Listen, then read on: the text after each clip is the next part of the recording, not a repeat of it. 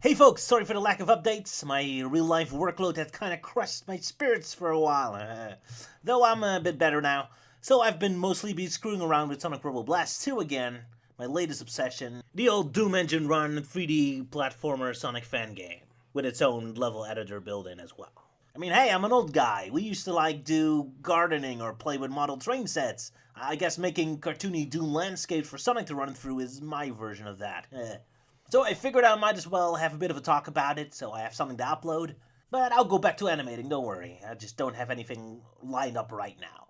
Now, the interesting thing about having a lifelong, pathetic obsession with a long-running IP is that your attitudes or way to engage with it can change a lot.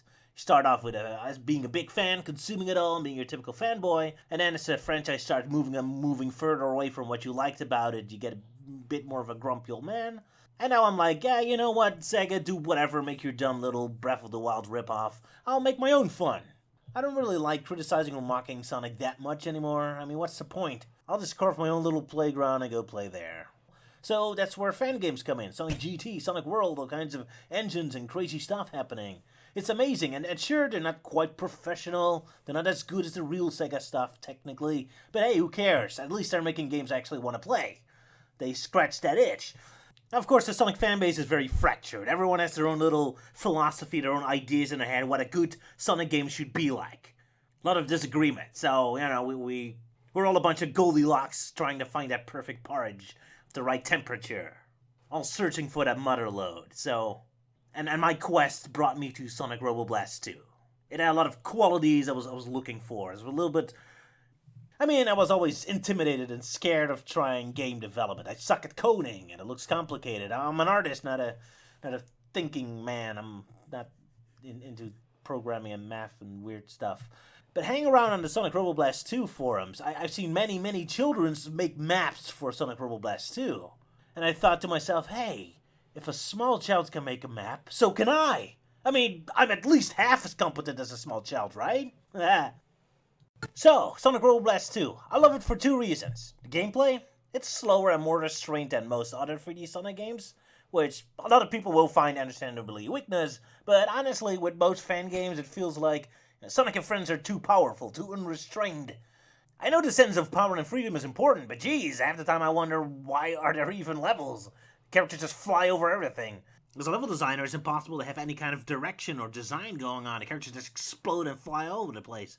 With Sonic Roboblast, your feet are a little bit more on the ground. Level design can have more specific elements, set pieces, designed. Feels more like I'm genuinely playing a level and aren't just wishing around the playground.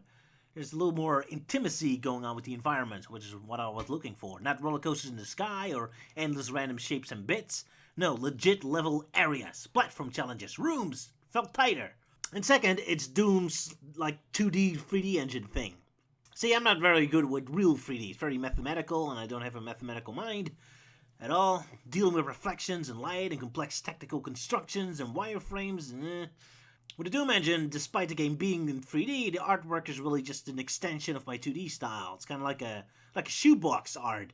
You know these things where you can just put drawings and cut out art in a shoebox and create the illusion of a 3D landscape? So I don't have to worry too much about lighting and technical mumbo-jumbo. It's just a matter of drawing the graphics I like I always have done, and putting it into a primitive 3D space. So hey, I got a program, watched some tutorials, started making levels. So what do I want to achieve? After all, Sonic Roboblast 2 is already pretty good. Got an incredible vanilla campaign, bunch of custom levels, cool. But it's all leaning more toward the abstract style. I mean, not too much. I mean, there's fun castles and factories in the vanilla game. But yeah, they got the core gameplay down, that's great, but what I want more now is more contextualized levels, story-driven levels. See, I really love Sonic Adventure, right? Because the levels, you were really in a place, running through the streets, going through at a theme park, interacting with the rides. There's a narrative in the levels, and I don't mean that in a literal sense. I mean, yeah, there are literal stories with cutscenes, but the levels themselves have a drive, a direction, a context themselves, too. You go through the mountains, and you get sucked up in a tornado and spit back up in the air. There's like a progression. You're on a rooftop, and then you run down the walls onto the street levels. You go deeper and deeper inside of the space colony. You're not just video game man in video game land. You're really on a journey. You're really in an adventure. And that's what I wanted to recreate, because precious few Sonic fan games really do anything with this. It's just, here's Green Hill Zone, here's level jump on stuff. Like, okay, cool. But now I want an adventure. And an adventure is more than just mechanics and platforms to hop on. Those might be the foundation, but it ain't the end goal. No. I'm going to make cities with houses you can enter, like an RPG. And set pieces where you're being chased by monsters and trucks and explosions and danger everywhere. Send you on a journey from a comfortable little cruise ship to hidden cities deep underground. It's time for adventure. And jokes, lots of dumb jokes. It's in my nature, you know. And the thing is, making all these levels teaches me a lot of things. Primarily, it teaches me what I want out of a video game is stupid, bad, a nightmare to pull off, and a reason why no other modders are really bothering with it. So I guess this is a stupid little battle that's just for me to fight. But okay, so Sonic Roboblast 2, a 3D platformer fan game based on a Doom engine, well, Doom Legacy to be precise, a more advanced, yet unfortunately more unstable version of Doom. It's far removed from 1993's original Doom, although that game's DNA is still very, very much in the roots of this thing. It's one of the more painful lessons you're gonna have to learn when working with Zone Builder, this game's level editor.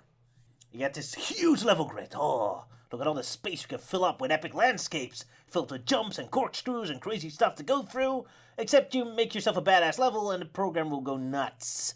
Graphics go nuts and start flipping, if you're lucky.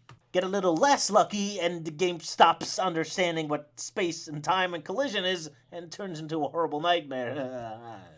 The Doom engine is a harsh mistress, so much that it made me a religious man. Oh, God of Doom, what must I do to appease you, to grant me a kick-ass level? Will a sacred sacrifice come to anger? So yeah, you start to treat the grid with respect. You can't just blindly start making huge spaces. Every little inch of grid must be handled with care. It's like building a house of cards. Might look easy at first, but the further you get, the more unstable it becomes. Every new card you lay, every new level area I make, every new part you add might suddenly unleash the portals of hell and drag your poor innocent level away in it. It's a shame. Much as I would love to fill the level with dozens of hidden pathways and alternative character routes and crazy details, by the time I got a level of decent size, I'm too terrified of adding many additional twists and turns, hence why some levels kinda end very rushed. Making a level, testing it, and it looks kinda unstable, and weird things start happening. Okay, end goal, end of level, I'm done. Finished! Lock it up before the whole thing collapses. Get me very intense. Thing is, again, it's a Doom engine. It's made with labyrinth levels in mind, interconnected rooms and corridors, like in the original Doom. So when you make a more Sonic-y level, run from point A to point B, you get this more noodle-shaped level, and the engine really doesn't like those. Gotta make your levels more folded in, keep bending and keep the player bouncing around. Very difficult if you want to make a speed-based level. Gotta use those sharp hairpins. Now, let's talk a bit about level design, both in an aesthetic sense and in a gameplay sense. Now, one of the very first things I read on the Sonic Roboblast 2 forums when I was starting making levels was someone lamenting that people rarely made city levels, and someone else replying that it's because they're always terrible. Which is kind of true. I mean, the vanilla game doesn't really have any city levels, at least not directly, and whenever someone else makes a custom level about a city, they tend to be very flat, blocky levels with very little direction, and it's because of the nature of a city. Nature, factories, temples, those areas can be random, have pits everywhere, a specific path, insert a bunch of weird shapes, doesn't matter. But a city, people are supposed to live in a city. There's an inherent logic in a city and its layout. If you make a city behave like nature, factory, or temple level, it's gonna be weird. Where's the danger coming from? Can't put a pit in the middle of a street, that'd be weird. Now, we can't have weird in a Sonic game. Well, we can, but not this kind of weird, damn it. I want a good city, a real city, damn it. And the gameplay area needs to be contained. Well, cities always have, like, a lot of flow. I mean, everyone in the city should be able to get everywhere in the city, but the gameplay area needs to be closed off, so that means I have to close off the city. What's containing the player within this specific city block? That requires some thinking as well. You can't just add, like, random platform sections in the middle of the city. I mean, what would the civilians think? There's poor people living here. How do they get around this weird stuff? I feel sorry for those non-existent fictional people. Those poor people in wheelchairs and old people. Who thinks about them? I do, for some reason. Sometimes. So this is why most city levels are either construction zones or rooftop highways. Or my favorite Armageddon End of the World city. Ah, how nice. But no, that's not what I'm looking forward to. That's cheating, damn it. I came up with my own original alternative idea where I made a city level that's like a rooftop hopping level, but one where you go through the buildings instead of over. Because I really love characters going smash through windows. Whee! Smash! I mean, I was visiting New York some time ago and I was looking at those giant buildings and it's like, what's even behind all of these windows? So many office buildings? I want to take a look. So I made a whole level. Jumping through people's apartments and offices and the courthouse and the botanical garden, miniature golf, the stocks, any kind of stupid interior I could think of that would be fun to smash through. And hey, this is the kind of level I was made for. I mean, it requires a lot of textures, and hey, I'm a terrible artist drawing a lot of stuff, so textures drawn in no time, and it requires a stupid sense of humor, which, hey, you know, so boom, I was made for this. Levels like this are my personal mission to create. I mean, everyone can make it a Green Hill Zone, but stupid shit like this, that's my domain, baby. But right, that's kind of cheating. I want to run down the streets. So now as a level designer, I gotta overthink every gameplay aspect. Gotta block the roads, have random construction and destruction happening. Use cities where weird elevations would make sense, like San Francisco with its steep hills, or some European town on the mountainside. You can't just make a fun-looking town square or city block. No, you have to construct it in a way where there's flow and movement of a Sonic level going through it. I mean, I don't have to, I guess. I could just make a weird abstract city that doesn't give a damn about logic, and it's just a platform level with city aesthetics blasted on its textures. Or do the typical Sonic thing and just have a city far away in the background while the level itself takes place on a roller coastery highway floating in midair. But hey, I want to run through city streets, dodging traffic, smashing through windows, crashing through libraries. I want a player to really be there, jumping on a bunch of abstract shapes in the sky is cute and all, but running through genuine city streets and being a nuisance to civilians, escaping police and mad military personnel out for Sonic's blood is way more fun. That's the kind of energy I'm looking for. So screw cheating, we're doing this for real. So there are some complications you have to work with that other levels don't really have, like a much bigger variety of textures. I mean, a desert level, fine, just have sand and rocks and textures, you're good. But for a city, a neat-looking city, you need tons more. Traffic signs, asphalt, sidewalks, civilians, cars, gardens, interior, storefronts. It's kind of distracting for me when you play a game and you see the same storefronts repeating. Oh look, a pound burger. Oh, over here, another pound burger. Oh wow, another pound burger, huh? I mean, I guess you could just make a joke that this McDonald's knockoff has 20 restaurants in the same street. Oh, those wacky Americans. But you know, I take the harder choice. Oh, it's especially fun in Sonic, you know? Like, you draw 7 different storefronts, and boom! Gameplay-wise, they're on screen for 2 seconds. So I guess I save more time when I make more generic buildings or construct them from individual parts so I can make more variations from the same textures. And this being a city escape recreation, I didn't just come up with all the textures myself, I copied some of the original game. Oh man, you ever walk slowly through these levels? It's an insane amount of detail I never noticed. Man, these houses really have a lot of details and little steps and everything. And levels like this easily have triple more textures in this level than in any other levels. No wonder there's only one stage taking place in the city level, and the rest of the city levels are all just taking place in the bridge. A lot of work.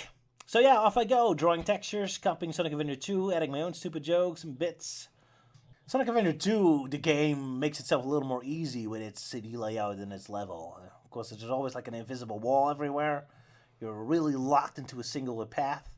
Funny, I kind of never noticed that much. It's much more noticeable in modern Sonic games. I guess it's because the level already kind of looks claustrophobic and doesn't really look like you can explore far to begin with. Modern levels just look way more inviting to explore, making it much more painful when there's an invisible wall.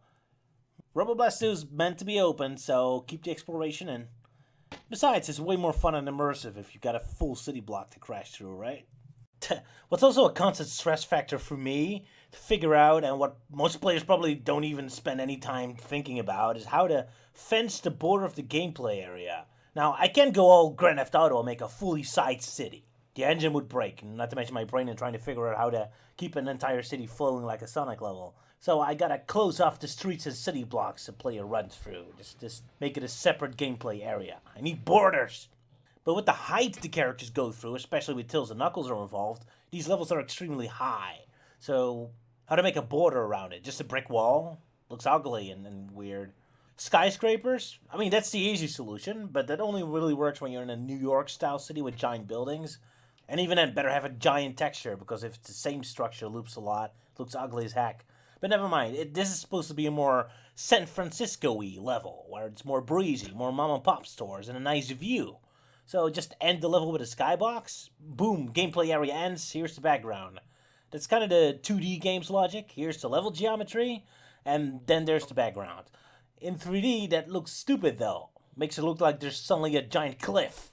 I mean, when you have a level based on a mountain or a level at sea, you can get away with that. But in the city, it looks stupid. It's kind of like Mario Odyssey, where the streets just immediately end and turn into a giant drop. Holy shit, better not drunk driving and texting in Mario Land or you just fall off the face of the earth. So in my levels, I kind of came up with a solution of having multiple layer walls.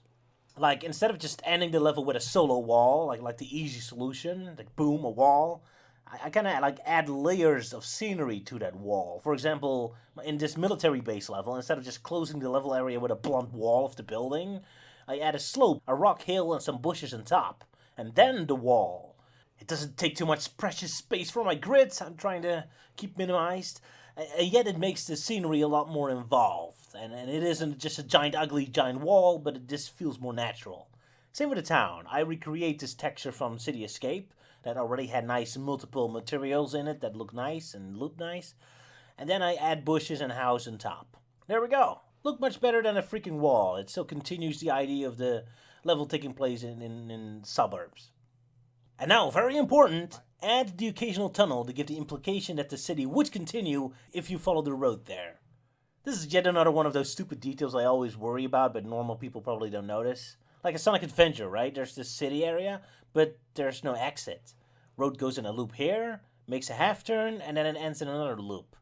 How do people ever exit this section of the city? There's no exit. Ah! Mental anguish! Were we not hypothetical non-existent citizens of this fake city? I made a fake exit that implies that there is a natural way out of this fake city into the rest of this non-existent rest of the city. Ah, my conscience is clear once more.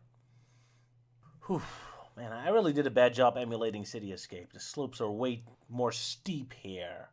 I was a little too intimidated by those. I made my slopes very weak. But okay, that's kind of like the damn problem with slopes in a city level, right? I mean, I see this happen very often with fan game city levels or even with professional games, where when you have like a sloped city street, they do this where the buildings in that street, it still keeps looping the texture, and the street just slopes. And that's cute, but now the windows of that building are inside of the sidewalk. That's kind of dumb. I mean, how does that look? You just look out a window and you see half the street right up against the glass? I mean, I guess that could be possible to happen in the real world. I mean, I see stupid windows all the time. In the Netherlands, they love putting these stupid cellar windows in old buildings. I don't get it. Light never gets into those. But whatever. Anyway, so you get this huge slope. But it's awkward with the houses. So what do? Keep the houses normal? But now they're like 7 floors high, and that looks stupid. Not to mention, again, if you have windows in the texture, then they could get stuck in the road. So make the houses slope along with the road, hard to pull off, and that would make the interior sloped, and that would be zany. No. So you have to construct this complicated setup where each house is on a different concrete platform, so the houses are put on a staircase-like contraption that goes down along with the road. I mean, at least that's the advantage of having like a lot of small houses, so we can have a lot of individual steps. It's much more difficult to pull this off with like one big giant building. And yet, so some houses might not have a good connection to the road now, so you have to make these extra steps. I mean, man, I made the slopes of my level pathetically weak, and even I still got like 10-story high house platforms. Man, you better not live in this street if you're wheelchair bound or anything, or old. Oh, man, I never really thought about city construction so much ever since I started making these levels. And then these parts in City Escape, I never understood what it's supposed to be. I mean, what is this? A park inside of a weird concrete alcove? What is this? I guess I would have to visit San Francisco in real life to know what it's meant to be. I just kind of turned it into a construction zone or something in my level. That's kind of the problem when you make the level more open-ended. I really have to think about the original structure, how it fits within the logic of the city. I mean, in the original level, you just kind of show up there without much context to it. Maybe I'm just putting too much thought into it. Oh well. I'm constantly screwing myself over. I mean, I was like looking at this Weirdo Yankovic video. Yeah, that's why there's so many Weirdo Yankovic references in the level. And I guess he was doing something funny, I guess. I don't know. But I looked at the background scenery and I thought, man, that background, that looks amazing. Look at that. The bungalows and the palm trees and the greenery. That looks so cool. See, that's why we're all so amazing. You can watch this video and be like, yeah, whatever. But oh man, look at the scenery behind him. Amazing. And hey, I'm making a San Francisco level with hills and houses, so it could fit my level, right? So I added these things and added more random California things, and now the level barely resembles San Francisco anymore, and it's much more like Los Angeles-y, Hollywood-y. Oops, I never seem to be able to stay focused. Oh well. I mean, I guess the city isn't literally supposed to be San Francisco. I mean, heck, the capital city of Sonic Games has New York, Washington, D.C., and Detroit elements in it as well, so I guess this city's more supposed to be America, the city, rather than specifically San Francisco. Oh well. But yeah, in this level I tried to do the Sonic Avenger thing, where there's a lot of different set pieces and movements happening in one level. You have one part where you're running freely through the city blocks, and then replacing the gun truck chase from the original game, now with a full-blown highway sequence, because I can't really emulate a specific gun chasing you. And then finally, the original element that isn't in the original level, crashing through a shopping mall area, for my stupid sense of humor. All of them having different music and a different energy to it. You know, just like how the original Sonic Avenger had all these weird movements.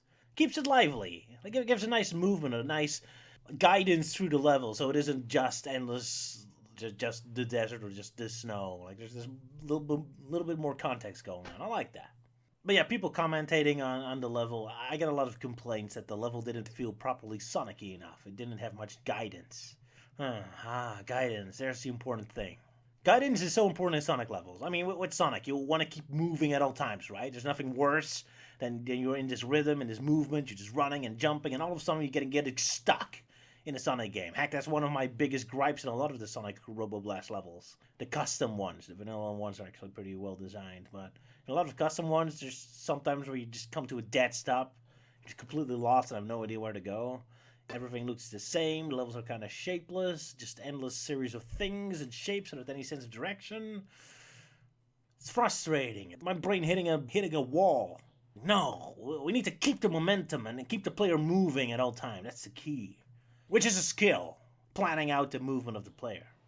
And then in open areas, you still create a lot of wasted space. I mean, I'm making this city block, and I planned 2 Sonic routes. Okay, one way you smash through this office and then follow the route on hill, or you follow the road and go through this weird concrete park thing. That's the official paths. But you make these paths, but then there's still all this space that's not really relevant to the gameplay, not relevant to my routes. So what do I do with it? Just close it off? I could just put a big giant building there because it's not supposed to be part of the gameplay area. But that's lame. I mean, this is supposed to be a big open city. I mean, what's the point of having a big city block and then still force a player just to follow a specific route? It's like, no, you know what? I keep it open and then just copy-paste a bunch of stupid houses in there. There we go. A nice-looking city. Except then all these morons playing the level start exploring and getting stuck here and then complaining at me for not having guidance in these areas. Can't have every square inch of the level be a Sonic-y corridor. So back to the drawing board, I guess. Because, you know, I don't want to be cheating. I don't want to be cheating like the Sonic games and putting you into a stuck corridor and surrounding you with invisible walls and a stuck camera perspective. It's like, no. You got full movement and full camera control at all times. And on top of that, I want big, wide open, realistic areas. I want a big part where you run through a hotel, and not just a linear pathway. No. Full open area. Swimming pools, parking lots, hotel lobby, surrounding landscape, big open area. Because I'm an old man and I love gardening. Of making pointless little landscapes. And that's fun and all, but then I've got to translate it to a Sonic level. How do I guide the player through this? Drop in a bunch of enemies and rings and have a pathway on the hills outside to give it some guidance? Yeah, that's my big problem, my big weakness. You know, my first concern is always making a pretty stupid little landscape, and then I worry about an actual proper level path. That's my secondary concern, which is why most of my levels have terrible level design. So, guess I gotta practice and train in more proper Sonic-y levels, I suppose. So I made this level recently. Huge Crisis adaptation of the Sonic Rush levels, although with some elements of Gun Fortress and Metal Harbor thrown in there. As a full-blown GON tribute stage with some Area 51 segments. Anyway, so to make it more properly Sonic-y, I had to turn part of my brain off. The part of the brain that's constantly overthinking everything and wants to make every room make sense. It's like, too bad. I mean, look at the original Sonic Rush level. Doesn't make any sense. It's just endless random corridors and rooms with random machinery. What is this? What's the purpose? Nothing. So, I gotta copy that. I gotta do that myself. Here, a bunch of random factory rooms. I mean, what's the purpose of this room? I don't know. Nothing. It's just Gun doing experiments on balloons because balloons are evil and scary, according to the Gun commander. Yeah, I can't blame him. I mean, they look so fun and innocent, and then pop! Surprise attack. Damn you, balloons! We're gonna put you into these testing facility areas with deadly toxic and death traps, and you'll pay, balloons. We'll find your secret. Oh, and Gun personnel, don't trip and fall into the deadly toxic, okay? We ain't paying for your hospital costs. So, okay, look, whatever. This is a platform game, a platform level, okay? It's just level-y things. No context other than it's a room made by the GON organization, and the GON organization is run by lunatics. Well, okay, I can't help it. I still had to add some signs, a cafeteria, a recreation room, to still make the level make some sense, give it still some grounding. It still looks like an actual proper military base. A super cartoony military base, but a military base nonetheless. Sure, you have a bunch of abstract factory rooms, but hey, there's still like a little bathroom area, huh? I mean, that sort of things bother me in like Sonic Avenger 2. You're in a space colony Ark. It's supposed to be like the area where a lot of scientists live and work, and yet we never see a single normal room. We never see the scientists' living quarters, their research areas. It's just endless random abstract magical space rooms with random magic space stuff in it. Is this where the scientists lived and worked? Just eat your diner on the floor next to the toxic pool and the sucking space holes? Their transportation. I mean, in Shadow Dashik, they literally used the defense cannon lifts to move around. Is that their official vehicles they use in this building? Ah, Sonic logic. I love it. Now, here's a weird thing about Sonic level design. It is that it isn't really just about challenge or specific platform challenges all the time. I think a big difference between Sonic and other platformers is the importance of just pure joy of movement itself. One level in Sonic Roboblast 2 I recently played I was thoroughly impressed by, maybe by Vanilla or whatever you pronounce that, Boulderstone Alpine Zone. It's a level that just makes you moving around. Just the level structure, a joy to run through, even without any specific platforming going on. A lot more dynamic slopes and hairpin turns. And this thing, oh, if you never work with a Doom engine, you have no idea what a nightmare it is to construct a level section thingy like this. Oh, I tried it once. The results were terrible. But yeah, man, and this. It looks so easy and simple, but I'm telling you, there's some magic here, too. To make normal traversing fun. I've got to find a secret in how to make filler areas so exciting. Anyway, so I added more breathing room areas, more complicated slopes and turns to have fun with. Whee! Last time I made a level purely focused on gameplay, it was a disaster. It was a level called bootlegging. Probably everyone's least favorite level for my Soul Sestancia pack. Much more slow and basic with visuals. Tried to really make every room have a specific platforming thing going on, and it just made the level very slow and annoying. I'm not very good at creating good platforming bits. I don't have a platforming mind, ironically enough. I think I did a lot better with Huge Crisis, more breathing room, much more speed-based. On my Sonic Dissected videos, I always said that I was against boosting because it makes it near impossible for level designers to do much with the level design. With Sonic running so fast, non-stop, there's very little you can do. So with that in mind, I made this entire level. I mean, heck, I made the entire Angel Island tour level pack with the explicit challenge in my mind and how can I keep the level design interesting and dynamic in a way where the player never has to stop unless they screw up. How much level design can I come up with while the player keeps running? And I think I did a pretty decent job. So, there's possibilities. Still have a lot to learn, a lot to get the scaling down, but we're figuring things out. But you know what's really fun about trying to make relatively realistic, okay, not realistic, cartoony environments? Scaling. See, here's the problem, right? Basically, when drawing textures, I'm dealing with two different scales at the same time. I'm dealing with the size of your character and the camera itself. Now, say I want to make a town for the little folk we're playing as. A nice town built for Sonic and his friends. So it stands to reason that I scaled the town to the size of our character, right? So a door is slightly bigger than the character, a house is about 4 times the size of our character, a floor about twice their size.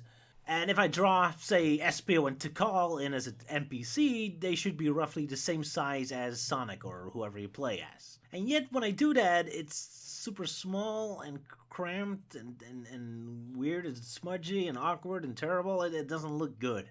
Gotta make them look bigger. So characters like SPO are always like shoulder and head bigger than the main character in my levels, even though that's realistically wrong, but it still makes it look better. Or rooms. For example, in the university campus level, I kind of drew the interiors as a tribute to my old high school that was being demolished at the time. So right, I wanted to recreate this look. But again, I can't do the exact scale. If I make the room exactly to scale, it'll be too claustrophobic and small. So I have to make it twice as big. Just design it like the player character's child size, I guess. I mean, I guess it's a schoolroom, so it makes sense. I guess I have to treat them like in Sonic Adventure, where, again, Sonic characters are very small and human characters are much bigger. Like, the environments are actually environments meant for humans rather than the actual Sonic characters. Kind of funny how I'm kind of forced back into Sonic Adventure human logic just because of the scales. Makes you wonder if that's the original reason why they went with that aesthetic. Oh well. However, that leads to the blackboard being huge. I mean, look at it. The teacher would have to do Mario jumps just to write something on the top half of the blackboard. That's stupid. And I don't want stupid. I mean, I do want stupid, but only funny stupid, and not stupid or something. I don't know. So fine, make the wall twice as big, but keep the blackboard and equipment to character scale. But then you get this, where the bottom half of the wall has all the detail, and then the top of the wall is awkwardly empty, and that looks awkward and stupid as well. So, whew. I mean, in the end, that is kind of the best solution. Just got to add some new decoration at the top, like a bookshelf. I mean, sure, now the character would need a ladder to grab those books, but whatever. It looks kind of nice now, I suppose. See, that's the problem with drawing textures. I'm constantly dealing with two scales at the same time: a camera scale and a character scale. It's kind of like movies, where characters in movies or TV shows always live in huge houses, even if in the logic of the story they should be very poor. But because if you put a camera in a normal sized room, it looks extremely claustrophobic and small. So in movies, you always have to have like a big giant room just to have it feel normal sized. Like my cameras, man, I do weird stuff. So I make houses, the right scale for the characters. Okay, cool. But then, as soon as I give the houses an interior, it's super cramped. It's super tiny. So that's wrong. Okay, let's design the houses the other way around. I start with the interior and then build the houses around it. So, okay, now the interior looks okay. But now the house is this huge mansion, even though it's supposed to be just a normal house. Damn it. And see, this is why normal people don't bother trying to make real locations in Sonic, but stick to Abstract Wonderland. It saves them from this stupid headache. So, I mean, this mall area, right? The storefronts are scaled to the camera, but unrealistically huge when you compare it with the character. And then I make these doors in the mall on the scale of the character, which is awkward and kind of small. And oof, you put them together with the storefronts, it looks... It's an eternal struggle I'm fighting with even now. And besides that kind of scaling, another thing driving me insane is how the levels look huge in Zone Builder, but are super tiny in the actual game. So, a long time ago, all the way at the start, I was working on Island Tour, my very first official level pack, and I made this cliff section, right? And I was like, oh my god, this is gonna be epic. Look at it, a giant cliff, I made this huge cliff! And then you come in here and you run past this cliff, and then you jump, and you fall all the way down, and you go, whoa! And there's like a city far away in the distance, and you're jumping across this giant gap, shocking, and then you just barely make this jump, and oh man, this is gonna be like a big, exciting set piece. Oh, this big cliff jump. Oh man, this is gonna be exciting. And then, you know, you actually play it in a level, and the area is like this. It's like, flop. That was it? That was the big cliff jump. Oh, did you miss it? Oh, okay. Darn it. Alright, you see this winding sand path at the start? My initial plan when I made this was supposed to be the actual path that the players had to follow and take. That this path would be like bordered across, and the player actually had to move around this. Yeah, and he actually played a level, and it would be horribly claustrophobic. So I had to make the walls bordering the tiny path like much smaller. So, oh man, and even to this day, I still can't anticipate scale correctly. I mean, I'm making this huge air carrier for the Metal Harbor section. Like, ooh, look at this big giant ship. Oh man, how am I gonna fill this? How am I gonna make this interesting for the player? They have to cross this entirely huge ship. I'm gonna add all kinds of gameplay parts here. And then you test the level, and it's like boing and whoosh. Like 2 seconds of gameplay. Oh. Or sometimes the other way around, when I wanted to add this small little beach area in the rock and roll stage. I mean, I wanted to make the whole rock and roll stage based on just those 50s diners. But I wanted to add like a little bit of a beach area as a tribute to the 50s rock aesthetic. But I made this area way too big, and I didn't notice that until I already put too much detail in it and I didn't want to throw it away. So now I desperately had to fill it up with enemies and deadly soda to make it properly gameplay. It's this huge, almost half the level. And weirdly enough, several people told me this is their favorite area I made in my levels, even though it's technically a complete mistake. Heck, the Sestancia level pack is most people's favorite, which is kind of concerning for me, because it's one of the earlier things I made when I still had no idea what I was doing, and I have improved since. Or at least I think I have improved since. I ought to have improved since. But if people preferred my work from back before I knew what I was doing and I was still stumbling in the dark, then what the hell am I doing now? I mean, that's kind of the problem with improving with creative endeavors, with creativity. I mean, people often treat it as a linear thing. Like, hey, you're bad, just become good. You're a bad artist, just become a good artist. You're not a funny comedian, just become a funny comedian. Like, it's just a linear thing. It's just, oh, you're bad, and then you just become good. And in truth, there's actually tons of branches and directions you can go to. You can improve, but in a flavor that people don't like, and then you're still bad. I mean, you think you're growing and improving, but instead you took a wrong side branch and you're just looping back into bad. Like, oops. So yeah, if my newer work is not good, then I have to study my older work to find what qualities I've been neglecting since. Okay, here's the thing I've been doing recently. I call these cutscene levels, or story levels. Actually, I don't call them at all. I don't have a fancy name. But I wanted to include cutscenes in my level packs, and I had a lot of trouble getting them to work. I did it eventually with Sonic Adventure Genesis, but the timings were really off, and besides, someone asked me on YouTube if their own custom character could be included in the pre-drawn cutscenes too, which is impossible. So then I figured, instead of trying to make these stupid slideshows to work, why not just make mini levels where the story happens in instead? It's still a challenge to get the timing right and to figure out how to get the story beats that come across, but I'm kind of happy with the results. Sometimes even working in full animation in these, although they're very taxing resources, so I do it rarely. I hope people will like it. I haven't tested them out in a while yet. Anyway, yeah, so occasionally I get requests or challenges what people want to see me tackle. Boss fights. Yeah, I can do that. Took me a full day of programming, even the most basic shit. I hate programming. I hate it! But hey, I did it. Stupid dumb boss hopping around shooting, so kick his ass. Yay!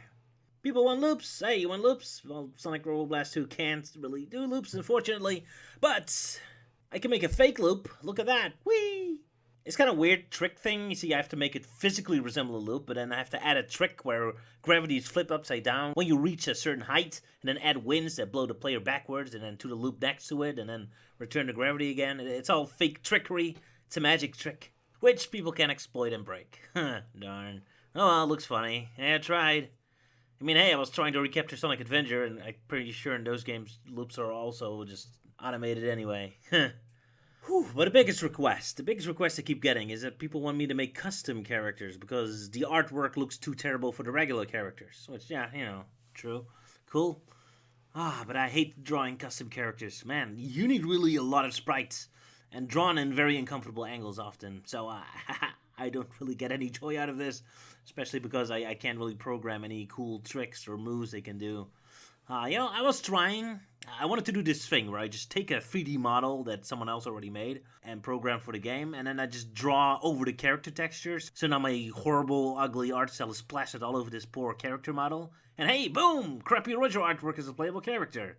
I haven't really gotten to work yet. Most of the time it's barely noticeable. Or sometimes it just looks really terrifying and weird. I don't have any knowledge of making 3D models, so I can't really tweak or make it fit correctly. Hey, any other 3D modeler out there who wants to do the dirty work for me so I can remain lazy?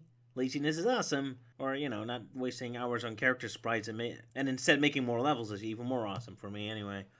And music. Very important. For proper energetic, funky Sonic, you need music. First step I take with every level I make. Choose the music. Let the song decide how the level flows.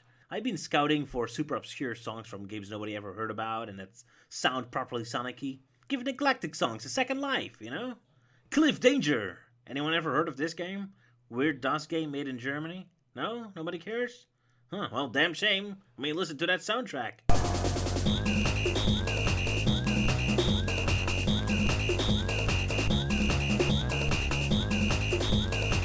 Oh, yeah! Hey, so fine, I'll use it. Just looking around for obscure 90s game music soundtracks, and someone in the comments mentioned that this sounds like Sonic music. Well, yoink, I'm taking it. Gotta make it useful somewhere. So, hey, you folks got any recommendations? Can always use more Sonic music. Oh, and listen to this track.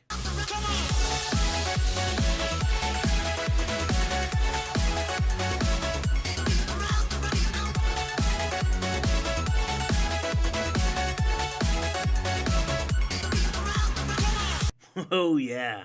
So where's this song from? Well, it's all mine. Well, I didn't make it. A music composer was offering their services for Sonic Roboblast 2 level, so hell yeah, give me some more Sonic Rush goodness.